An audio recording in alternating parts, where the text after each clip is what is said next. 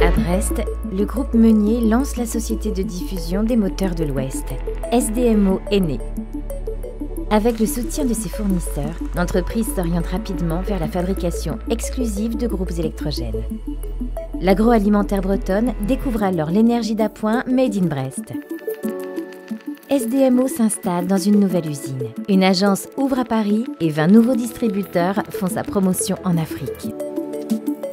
La Libye, en pleine réforme agraire, commande 800 groupes.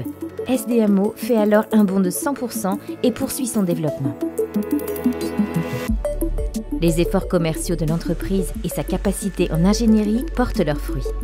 C'est ainsi qu'SDMO arrive en Égypte pour y installer les centrales d'énergie du chantier du métro au Caire. SDMO accélère son développement en rachetant Aman, l'activité groupe électrogène d'Alstom, puis Prosystème Hémothermique. L'ère informatique a sonné. Les planches à dessin cèdent leur place au logiciel de conception assisté par ordinateur.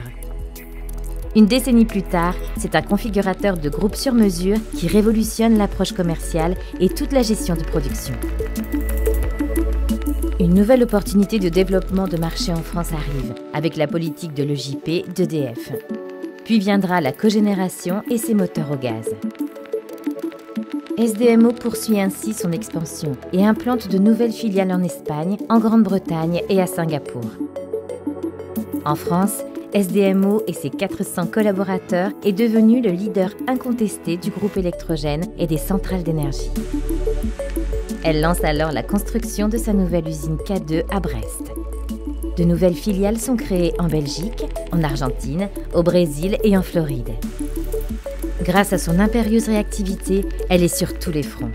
Lors de catastrophes naturelles, SDMO déploie dans des temps records des moyens logistiques pour apporter l'énergie nécessaire aux interventions d'urgence.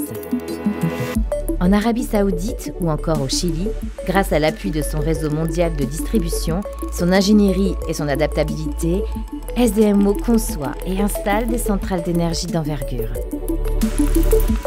Le groupe américain Kohler, spécialisé en production autonome d'électricité, rachète SDMO Industries.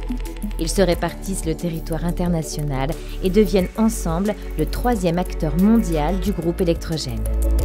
SDMO innove au quotidien sur les marchés de pointe, comme les télécoms ou les data centers, ou sur les produits avec la conception du premier groupe éco-conçu. Pour optimiser ses moyens de production, SDMO double la surface de son usine K2. Pour son 50e anniversaire, la marque SDMO devient Kohler SDMO et se lance dans la fabrication de ses propres moteurs. Kohler SDMO est partout ou presque.